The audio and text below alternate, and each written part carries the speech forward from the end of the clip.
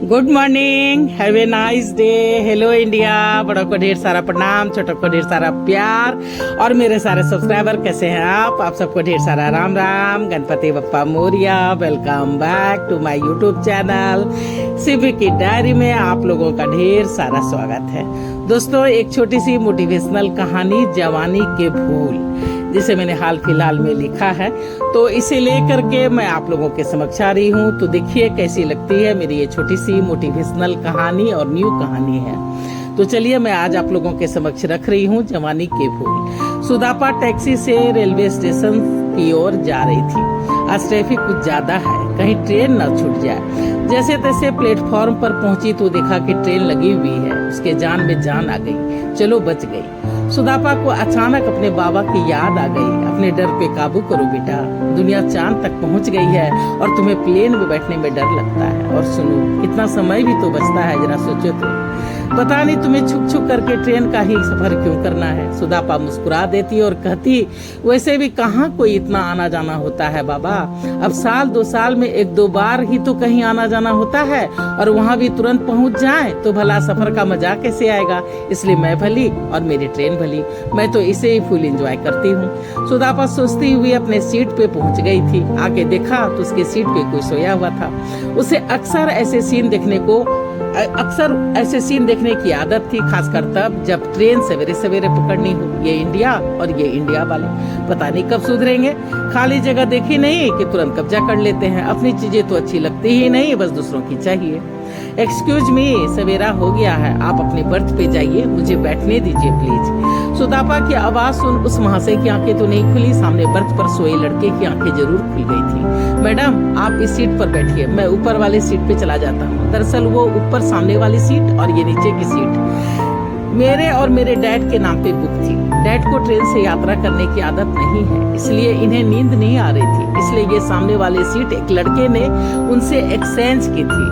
अब आप यहाँ बैठिए, मैं ऊपर चला जाता हूँ। इट्स ओके, आप चाहो तो बैठ सकते हो। जी, मैं फ्रेश हो जाता हूँ। सुदापा ने कुछ नहीं कहा, बस खिड़की से बाहर देखती रही। फिर एक किताब निकालकर पढ़ने लगी। ट्रेन अपनी रफ्तार पकड़ चुकी थी। सुदापा अपने में ही खोई थी। उसे होश ही नहीं था कि ट्रेन को खुले 2 घंटा हो चुके हैं। सामने सीट पर बैठा इंसान जाग चुका है और उसे निहारे जा रहा है। डैड, चाय। आवाज सुन सुदापा ने किताब से चेहरे ऊपर किए। बच्चे ने मुस्कुरा के कहा, आंटी आप भी लीजिए ना। ले लो ना। सुदापा आवाज सुन चौंक पड़ी। उस शख्स को देखा तो गुस्से में आग बबूला हो उठी। संदीप, इतने सालों बाद, वो भी ट्रेन में इस तरह। आंटी चाय नहीं चाहिए। इसे क्यों डांट रही हो, इसे मत डांटो। हैं? लड़का बड़ा चुलबुला और नटखट था, जैसे कभी संदीप हुआ करता था। सुदापा ने मन ही मन में सोचा, आखिर इसका बेटा है तो इसके जैसा तो होगा ही, पर तेरे सौतन का बेटा है, ये मत भूल। अपनी गद्दारी की निशानी साथ लिखे मिला है। वारे तकदीर, पर इसमें इस मासूम की क्या गलती। सुदापा अपने में ही खोई थी कि आवाज सुन चौंक पड़ी। डैड, आप लोग एक दूसरे को जानते हो क्या? संदीप कुछ कहता है, इसके पहले सुदापा ही बोल पड़ी, नहीं नहीं नहीं, फिर भी इतना अपनापन। हाय, बच्चे ने बातें कुछ इस तरह की। सुदापा हंस पड़ी। ये हुई ना बात। ये लीजिए आंटी, चाय पीजिए और मेरा परिचय सुनिए। अच्छा, ऐसा क्या? तो चलिए सुनाइए। पता नहीं बच्चे में ऐसी कौन सी कशिश थी, कौन सा जादू था कि सुदापा बिल्कुल भूल गई थी कि वो उसके सौतन का बेटा है। बच्चे ने कहा, हमें बातें करने का बहुत शौक है आंटी। मैं अपनी दादी का नटखट कान्हा हूँ और मेरा नाम है सुशांत संदीप कपूर। तालियां। सभी हंस पड़े। सुशांत? सुदापा ने संदीप की ओर देखा। सुशांत ने फिर कहा, मैं बोर्डिंग में पढ़ता हूँ, डैड के पास वक्त ज्यादा नहीं होता, पर साल में 1 बार मेरे लिए वक्त निकालते हैं। मेरे एनुअल एग्जाम के बाद जब मेरे घर जाने की बात होती है, तब हम दोनों बाप बेटा ये 3 दिन का ट्रेन ट्रेवल एक साथ करते हैं। दरअसल आंटी, मुझे प्लेन में बैठने में डर लगता है। क्या? सुदापा चौंक पड़ी। उसने फिर से संदीप की ओर देखा। सुशांत ने फिर से कहा, अब हायर स्टडीज के लिए बाहर निकलना है आंटी, इसलिए डर पे काबू पाने की प्रैक्टिस करनी होगी। सुदापा ने हंसकर कहा, क्या इसकी कोई प्रैक्टिस भी होती है? जरूर होती होगी। बाय द वे आंटी, आप कहाँ जा रही हैं? दिल्ली? ओ, हम भी वहीं रहते हैं, मुझे पता है। आपको पता है वो ट्रेन दिल्ली तक जा रही है ना, इसलिए कहा। रास्ते भर सुशांत और सुदापा भी काफी बातें होती रही और काफी अच्छी दोस्ती हो गई। दोनों ने ढेरों बातचीत की, साथ में खाना पीना खाना खाया, कब रात घिर आई पता ही नहीं चला। सुशांत अपने ऊपर वाले सीट पे जाके सो गया था। सुदापा फिर से किताबें खो गई थी। संदीप ने बहुत कोशिश की बातें करने की, पर सुदापा चुप रही। जब उसके पास कोई चारा ना बचा कि संदीप को कैसे इग्नोर करे, तो वो सोने का नाटक कर सीट पर आंखें बंद करके लेट गई, और लेटते ही वो अपने अतीत में खोती चली गई थी। सुदापा को अपना अतीत याद आने लगा था। कलकत्ता में सुदापा का एक भरा पूरा परिवार था। उसके परिवार में एक 7 साल का उसका बड़ा भाई, बाबा और वो और उसकी बुआ थी। उसकी माँ की मृत्यु बचपन में ही हो गई थी, जबकि दादा यानी सुदापा का जो बड़ा भाई था वो 9 साल का था और सुदापा 2 साल की थी। उन दोनों भाई बहन को उसकी बुआ ने ही पाल पोस कर बड़ा किया था। सुदापा की बुआ जो थी वो एक बाल विधवा थी। ना ही बेचारी को पति का सुख मिला था और ना ही माँ बनने का सौभाग्य ही उसे प्राप्त हुआ था। पर उसकी बुआ में ममता तो जैसे कूट कूट कर भरी हुई थी, और वो सारी ममता और प्यार उसने अपने भाई के दोनों बच्चों पे लुटाया था। बहुत प्यार करती थी उसकी बुआ उससे और उसके भाई से। बाबा ने दूसरी शादी नहीं की थी। कलकत्ता से 25 किलोमीटर दूर सुदापा का गांव था, जहां उसके चाचा चाची और बहुत सारे नाते रिश्तेदार आपस में मिलजुल कर बड़े प्रेम से रहते थे। सबों में काफी प्रेम था और सबों का आना जाना भी लगा रहता था। सुदापा का बड़ा भाई पढ़ने में बहुत तेज था और आज वो अमेरिका में रह रहा था। सुदापा का बड़ा भाई अमेरिका में ही शिफ्ट कर गया था। सुदापा को वो दिन अब तक याद था जब उसने संदीप को पहली बार देखा था। पूरा कॉलेज संदीप का दीवाना था और संदीप सुदापा का दीवाना था। सुदापा थी भी तो अपूर्व खूबसूरत, लंबी छरहरी, दूध सा दुधिया बदन, तीखे नैन नक्श, लंबे लंबे बाल, ऊपर से माता सरस्वती की कृपा। पढ़ने में तो उस्ताद थी ही, गाना भी बेहद अच्छा गाती थी और गाना भी बेहद सुर में गाती थी। उसने गाने की शिक्षा भी ली थी। सभी उसे कहते कि गायिका ही बन जाओ ना, ये पढ़ाई लिखाई में क्या रखा है। पर नहीं, सुदापा का एक ही सपना था कि वो बहुत बड़ी मैथमेटिशियन बनेगी। सुदापा का सपना था कि वो पढ़ लिख करके एक बहुत बड़ी मैथमेटिशियन बनेगी। सुदापा के बाबा भी मैथ के ही प्रोफेसर थे।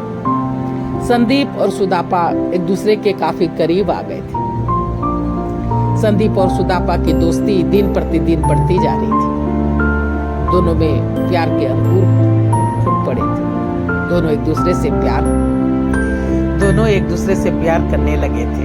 संदीप दिल्ली का था और कलकत्ता में हॉस्टल में रह करके अपनी पढ़ाई पूरी कर रहा था। बहुत जल्दी संदीप और सुदापा के प्यार के चर्चे शुरू हो गए थे। दोनों पढ़ने में तेज, दिखने में खूबसूरत, एक साथ जब निकलते तो लोग जल भून जाते। हाय क्या जोड़ी है। हर लड़का चाहता कि सुदापा उसकी हो जाए और हर लड़की चाहती संदीप उसका हो जाए। नतीजा ये निकला कि ना ही संदीप की किसी से कभी बहुत यारी हो पाई, ना ही सुदापा की ही कोई खास दोस्त थी। दोस्त बनते भी तो कैसे।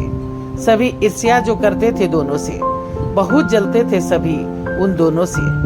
शायद उन लोगों की ही नजर लग गई थी कि आज दोनों अकेले थे। संदीप और सुदापा के प्यार के चर्चे हर जगह होने लगे थे। दोनों इकट्ठे घूमते फिरते, पढ़ते लिखते, खाते पीते। संदीप अक्सर सुदापा के घर ही खाना खाता। कितनी बार रात भर दोनों बाबा से पढ़ते रहते और संदीप उसके घर ही रुक जाता, क्योंकि रात अधिक हो जाने पे हॉस्टल में एंट्री नहीं मिलती थी। सुदापा के बाबा काफी खुले विचार के थे। उन्हें ना ही उनके प्रेम पे कोई एतराज था, ना ही उसके घर रुकने पर। सुदापा के बाबा सुदापा से बहुत प्यार करते थे, इसलिए वही होता जो सुदापा चाहती। बुआ कभी कभी नानुकुर करती, फिर ममता के आगे विवश हो जाती। आखिर उसने ही तो दोनों बाल बच्चों को पाल पोस कर बड़ा किया था। जैन तो पढ़ने में बहुत तेज था। वो तो 12 पास करके ही अमेरिका निकल गया था और वहीं सेटल हो गया था। आज वो एक जानी मानी वैज्ञानिक था। हाँ, उसको पढ़ाने में बाबा को अपने गांव की सारी जमीन और घर बेचना पड़ा था। कलकत्ता का ये मकान भी गिरवी पड़ा था। जैन तो अपने काम में इतना बिजी रहता कि कलकत्ता आना बाबा का कर्जा चुकाना तो दूर की बात, उसके एक फोन के लिए भी घर में सभी तरस तरस कर रह जाते थे। ऐसे में संदीप का घर आना, रहना, चहचहाना सबों के घाव पे मलहम का काम करता था। मानो तपती रेगिस्तान में बरसात की कुछ बूंदे फुहार बनकर बरस गई। घर में किसी को भी संदीप और सुदापा के प्यार पर कोई भी एतराज नहीं था। देखते ही देखते 5 साल बीत चुके थे। फाइनल ईयर्स के फाइनल एग्जाम हो चुके थे। संदीप को अब दिल्ली वापस जाना था। उसने सुदापा से भी कहा कि मेरे साथ अमेरिका चलो हायर स्टडी के लिए, फिर वहां से आने के बाद शादी कर लेंगे, या अगर पहले ही करना चाहो तो भी ठीक है। सुदापा ने कहा मुझे तुम पे खुद से ज्यादा भरोसा है, मैं वेट करूंगी, तुम पढ़ के आओ, मैं आगे की पढ़ाई यहीं से करूंगी। मुझे प्लेन में बैठने में डर लगता है, ऊपर से विदेश जाके भाई विदेश का ही होके रह गया है। मैं वही गलती दोहरा के बाबा को तकलीफ नहीं दे सकती। सुदापा ने संदीप को साफ साफ मना कर दिया था। संदीप ने कहा ठीक है, तब मैं कल निकलता हूँ, वहाँ जाकर फोन करूंगा। उस रात बाबा ने पार्टी दी थी। उसी में सुदापा की तबीयत अचानक बहुत ही खराब हो गई थी। चक्कर और वोमिट होने लगे थे। डॉक्टर को बुलाया गया था। डॉक्टर ने साफ साफ कह दिया था कि बेटी माँ बनने वाली है। अक्सर बिना शादी के बेटी माँ बन जाए तो आफत आ जाती है, घर में कोहराम मच जाता है। पर बाबा मुस्कुरा दिए थे और बड़े प्यार से दोनों को कहा था कि अब सुदापा तू देख ले, तुम्हें संदीप के साथ हायर स्टडी के लिए अमेरिका जाना है या इसके घर में बैठ के इसका इंतजार करना है। दोनों शर्मा उठे थे। क्या बाबा आप भी? संदीप दिल्ली चला गया था। बाबा, बुआ और वो तीनों संदीप का इंतजार करते रहे, पर संदीप नहीं आया, ना ही उसका कोई फोन आया। बाबा ने ना ही दिल्ली जाकर पता लगाने के बारे में सोचा, ना ही चीखे चिल्लाए, ना ही संदीप को ही कोसा। उनका मानना था कि बच्चे प्यार के निशानी होते हैं और वो भ्रूण हत्या के खिलाफ थे। बुआ ने कितनी बार कहा कि संदीप ने धोखा दे दिया है, बच्चा गिरवा दो, पर उन्होंने एक ना सुनी। वे बड़े असूलवादी थे। उन्होंने कलकत्ता का घर बेचा, कर्जा चुकाया और अपना ट्रांसफर विशाखापत्तनम करवा लिया। यही सुदापा ने एक बेटे को जन्म दिया था, पर बच्चा मरा हुआ पैदा हुआ था। शायद टेंशन और चिंता के कारण वो अपना ध्यान नहीं रख पाई थी। उसके 1 साल दुख दर्द में बर्बाद हो गए। फिर उसने हिम्मत से काम लिया, अपने पीएचडी और फेलोशिप कंप्लीट की। उसके जॉब लगते लगते बाबा रिटायर हो गए थे और बाबा और बुआ चल बसी थी। अभी वो हैदराबाद के एक कॉलेज में मैथ की प्रोफेसर थी। उसने ना ही शादी की थी, ना ही संदीप को भूली थी और ना ही संदीप को माफ किया था। संदीप को माफ करना तो दूर की बात थी। पिछले साल बाबा भी दुनिया छोड़ के चले गए थे, पर मरने के पहले एक राज की बातें बताई थी। उसका बेटा जिंदा है और उसने उसे एक अनाथ आश्रम में डाल दिया था।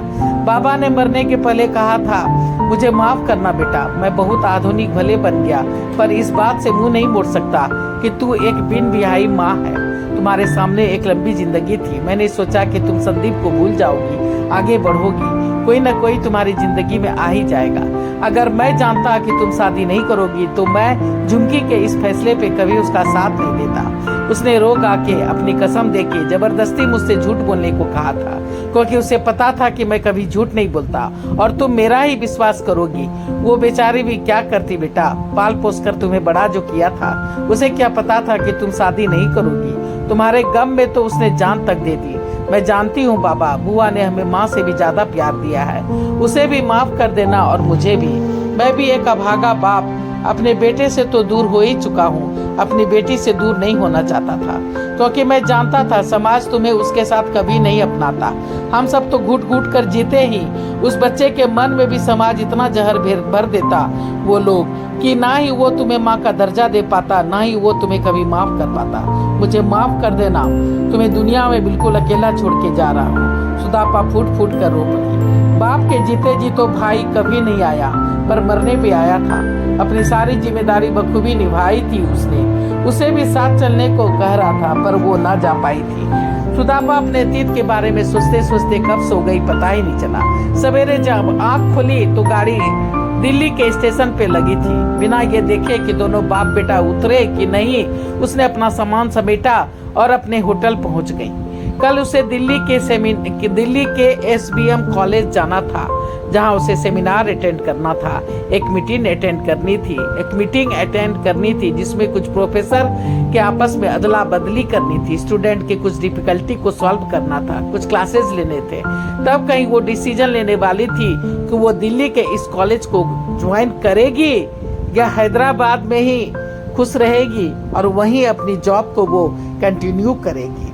दूसरे दिन सेमिनार में प्रिंस संदीप को प्रिंसिपल और ट्रस्टी के रूप में देख करके सुदापा जल भून उठी और मन ही मन में फैसला कर लिया कि अब तो मैं हैदराबाद में ही ठीक हूँ। उसने बेमन से सेमिनार अटेंड किया, मीटिंग अटेंड की, सारे क्लासेस लिए, बच्चों को गाइड किया, उसके प्रॉब्लम सॉल्व किए। इन सब भागदौड़ में 4 दिन कैसे बीत गया उसे पता ही नहीं चला। सुदापा ने मीटिंग में साफ साफ मना कर दिया था कि मैं आपका कॉलेज नहीं ज्वाइन करने वाली। सुदापा अपने होटल के कमरे में वापस आ गई थी। शाम की ट्रेन थी, वो पैकिंग कर रही थी कि बेल की आवाज सुन करके चौंक पड़ी। सुदापा ने सोचा कि शायद रूम सर्विस वाले होंगे। दरवाजा खोला तो संदीप को देख करके चौंक पड़ी। इतने दिनों का गुस्सा जो उसने दबा के रखा था गुब्बार बन के बाहर आ गया। वो इतने जोर से चिल्लाई कि लोग पूछने लगे कि क्या बात है मैडम। संदीप ने हाथ जोड़े, कुछ नहीं, बस गुस्सा है मुझसे, प्लीज। सभी चले गए। सुदापा भी चुप हो गई थी, कोई तमाशा करना नहीं चाहती थी। उसने कहा तुम जाओ, पर संदीप जबरदस्ती कमरे में आ गया और सुदापा को गले से लगा लिया। छोड़ो मुझे, जाओ यहाँ से।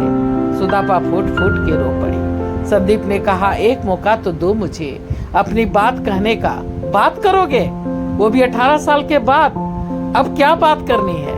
जीवन में आगे बढ़ चुके हो, तुम्हारा परिवार है, बेटा है, अब मुझसे क्या मतलब? छोड़ो मुझे, जाओ यहाँ से। ऐसा मत कहो, मेरी पूरी बात तो सुनो। मैं भी घुट रहा हूँ 18 साल से। अच्छा, लगता तो नहीं। तुम शांति से मेरी बात तो सुनो। अच्छा, तुम्हें खाना है? ठीक है, जल्दी जल्दी बोलो और निकलो यहाँ से, मुझे पैकिंग करनी है। शाम के 7 बजे की ट्रेन है मेरी। और हाँ, मैंने मीटिंग में साफ साफ कह दिया है, मैं तुम्हारा कॉलेज नहीं ज्वाइन करने वाली। तो उस संबंध में अगर बात करने आए हो तो रहने दो और जाओ यहाँ से। मैं अपनी बात करने आया हूँ, तुम्हारी और अपनी। अच्छा, बहुत जल्दी नहीं है बात करने को? 10-20 साल और रुक जाते, कुछ बचा है क्या बात करने को? बात करता है। तुम सुनोगी मेरी बात? तो ठीक है, बोलो, क्या एक्सक्यूज देना है तुम्हें? क्या, क्यों ऐसी हो गई हो तुम? क्यों इतनी ऐसी रूडली बात कर रही हो? मैं संदीप हूँ, संदीप, तुम्हारा संदीप। संदीप फुट फुट के रो पड़ा। शायद उसकी हिम्मत जवाब दे गई थी। उसको रोता देख सुदापा सकते में आ गई। अच्छा ठीक है, ये नाटक बंद करो, जो कहना है कहो और निकलो यहाँ से। तो सुनो, जिस दिन मैं दिल्ली आया और घर में सबों को सब कुछ रात में डिनर के वक्त बात करूंगा ऐसा सोचा ही था कि डैड, मॉम और छोटा भाई एक डिनर पार्टी में चले गए। मैंने सोचा कोई बात नहीं, सवेरे बात करूंगा। पर रात में पार्टी से लौटते वक्त मेरी फैमिली का एक्सीडेंट हो गया। डैड गाड़ी खुद ड्राइव कर रहे थे, भाई आगे बैठा था, माँ पीछे बैठी थी। डैड और सोनू ने तो वहीं दम तोड़ दिया और माँ 7 महीने मौत के मुंह में रही। बच तो गई पर अपाहिज हो गई। मैं सच कहता हूँ, मैं इतना टूट गया था कि अपना भी होश नहीं था। तुम्हारी क्या सोच पाता। जब तुम्हारी याद आई, 1 साल बीत चुके थे। मैंने माँ को सारी बात बताई। मुझे पता था बाबा भ्रूण हत्या के खिलाफ है, तुम जरूर माँ बनी होगी। मैं खुशी खुशी तुमसे मिलने आया, फोन तक नहीं किया। सरप्राइज देना चाहता था, पर यहाँ तो जिंदगी ने ही सरप्राइज कर दिया था। मैंने पूरे कलकत्ता में ढूंढा, तुम्हारे गांव भी गया, पर किसी को कुछ भी पता नहीं था। घर का जमीन सब कुछ बेच देने के कारण तुम्हारे नाते रिश्तेदार काफी गुस्से में थे। मैंने कॉलेज में काफी मिन्नतें की, तब पता चला बाबा का ट्रांसफर विशाखापट्टनम हो गया है, पर किस कॉलेज में वो पता न चल पाया। एक कॉलेज में पूछा तो एक कॉलेज ने कहा कि हाँ ज्वाइन तो किया था उन्होंने, पर अब तो नौकरी छोड़ दी है। शायद ऐसा कहने के लिए तुम्हारे बाबा ने ही कहा होगा उन्हें।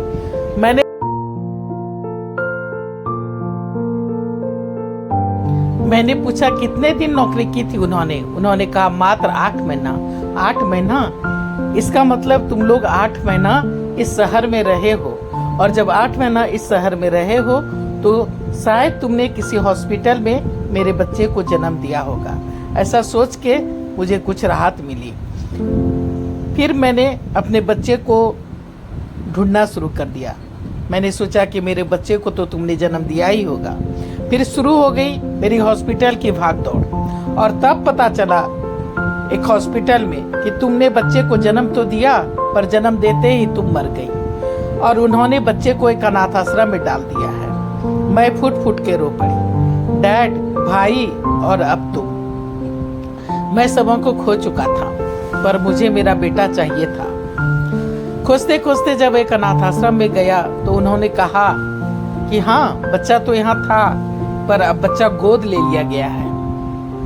मैंने काफी मिन्नतें की कि किसने गोद लिया है उसके बारे में कुछ बताइए, पर वो लोग बताने से मना कर रहे थे। बोले बताना मना है, नहीं बता सकता कि किसने गोद लिया है। मैंने काफी मिन्नतें की और मेरे काफी रोने गाने पर उन्हें दया आ गई और तब वहाँ का पता मिल गया जिसने उन्हें गोद लिया था। वहाँ जाने के बाद भी वो लोग इसके लिए तैयार नहीं थे। वो लोग बच्चा देने के लिए बिल्कुल तैयार नहीं थे। मैंने काफी मिन्नतें की, अपनी दर्दनाक कहानी सुनाई, कोर्ट में जाने की धमकी दी, फिर भी वो लोग नहीं मान रहे थे। आखिर हार फार कर मैंने उन्हें डीएनए टेस्ट के लिए रिक्वेस्ट किया कि अगर आप लोगों को मेरी बात विश्वास नहीं हो रही है तो डीएनए टेस्ट के लिए आप लोग मान जाइए। और जब डीएनए का टेस्ट पॉजिटिव आया और उन्हें विश्वास हो गया कि मैं सच बोल रहा हूँ, तब जाके उन्होंने मेरे सुशांत को मुझे वापस किया। मैं सुशांत को माँ के हवाले करके हायर स्टडी के लिए अमेरिका चला गया और फिर वहां से वापस आकर के बाप दादा के कॉलेज को संभालने लगा। सुदापा खुश हो गई। क्या सुशांत मेरा बेटा है? हाँ, हमारा और तुम्हारा बेटा। तुम्हें याद होगा मैं अक्सर कहता था तुमसे कि अगर बेटा हुआ तो उसका नाम सुशांत रखेंगे और बेटी हुई तो दीपा। मैंने शादी नहीं की है सुदापा, मैं तो तुम्हारे गम में जिए जा रहा था। अगर जानता तुम जिंदा हो तो जैसे बेटे को खोज निकाला वैसे तुम्हें भी ढूंढ लेता। मेरी तो कुछ समझ में नहीं आ रहा है। बाबा ने कहा था कि हॉस्पिटल में लिखवाया था कि बच्चा मरा हुआ पैदा हुआ है और तुम कह रहे हो कि वहाँ ऐसा लिखा हुआ था कि माँ मर गई है। मुझे तो कुछ समझ में नहीं आ रहा है। आखिर माँ और बुआ ने ऐसा किया तो किया क्यों? पता नहीं सुदापा, गलती किसकी थी और किसने क्या गलती की कुछ नहीं पता, पर हमारी जिंदगी के ये 18 साल तो खो गए। ये 18 साल हम लोगों ने एक वनवास की तरह काटा है। 18 साल का वनवास काटा है मैंने और तुमने। 18 साल का वनवास शायद ये लिखा ही था हमारी तकदीर में, सो हमें काटना पड़ा। सुदापा बोल रही है कि तुमने ट्रेन में ही क्यों नहीं बताया कि सुशांत मेरा बेटा है। संदीप बोला कि तुमने बात करने का मौका ही कहाँ दिया। मैं ट्रेन में कोई तमाशा नहीं करना चाहता था। हाँ, वो तो तुम ठीक कर रहे हो। तभी दरवाजे पे खटखट हुई। अब कौन आ गया? मैं हूँ मॉम। बेटा, मेरा बच्चा। मम्मा। सुदापा बेटे को बुरी तरह चुभने लगी, मानो अभी अभी वो माँ बनी हो और उसका नवजात शिशु उसकी गोद में पहली बार आया हो। दोनों बुरी तरह से रो रहे थे। तभी संदीप बोल उठा, बस करो तुम लोग, दादी घर पर इंतजार कर रही है। बेटा, घर चले। संदीप और सुशांत ने सुदापा को अपने घर ले गया। सुदापा संदीप के घर उसके साथ आ गई थी। दूसरे दिन पार्टी रखी गई थी। दूसरे दिन पार्टी में दोस्तों इनसे मिलिए, ये है मेरी बिन ब्याही पत्नी। है ये कैसा इंट्रोडक्शन हुआ कपूर साहब? अभी समझाता हूँ भाई। वो क्या है कि हमने शादी तो की नहीं और हरकतें सारी कर डाली पति पत्नी वाली, तो हुई ना ये हमारी बिन ब्याही पत्नी। सभी हंस पड़े। और जनाब, ये है हमारे जवानी के फूल, यानी हमारे सुपुत्र श्री सुशांत संदीप कपूर। तालियां। अरे कपूर साहब, ऐसी ही भूल करने को ही तो आती है जवानी। क्यों दोस्तों, सही कहा शर्मा जी। अरे ये पूरी दुनिया इसी भूल पे टिकी है जनाब। ये भूल नहीं है, ये तो हमारे बगिया के फूल है, फूल। और इसी भूल और इसी फूल से तो महक रही है, चहक रही है जिंदगी। अरे प्यार की निशानी है हम, फिर वो जवानी का भूल हो या शादी के बंधन में बंधने के बाद। दोस्तों, बस प्यार सच्चा होना चाहिए। क्यों? सही पकड़े हैं, सभी एक साथ चिल्ला उठे। चीयर्स। वो सब तो ठीक है अंकलों, पर शादी तो मॉम डैड को करनी ही पड़ेगी, और वो भी अभी इसी वक्त। क्यों दादी? बिल्कुल सही, मंडप भी तैयार है और पंडित भी। तो चलो ले लो 7 फेरे, पहना दो मंगलसूत्र, और कपूर जवानी के भूल को चंदन का टीका लगा दो। क्या अंकल? चंदन का टीका नहीं, सिंदूर का टीका होता है। सही पकड़े हैं, सभी हंस पड़े, और धूमधाम से फिर संदीप और सुदापा की शादी हो गई। तो दोस्तों देखिए कैसी लगती है हमारी ये छोटी सी मोटिवेशनल कहानी, जवानी के भूल। समाप्त हो गई। मैंने सोचा था कि इसका 3 एपिसोड करके डालूंगी, लेकिन 2-3 दिन से वीडियो नहीं डाला है, 2 दिन से, तो सोचा कि एक ही में डाल देती हूँ। तो देखिए आप लोगों को कैसी लगती है मेरी ये छोटी सी मोटिवेशनल कहानी, जवानी के भूल।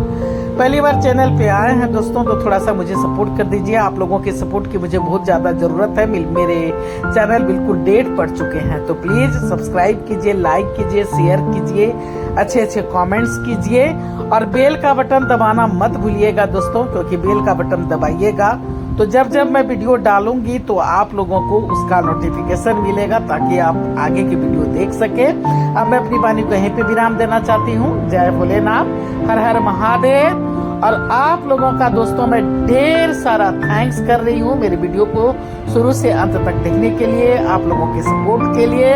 Thanks for everything, thanks for watching my video. Thank you दोस्तों, थैंक यू।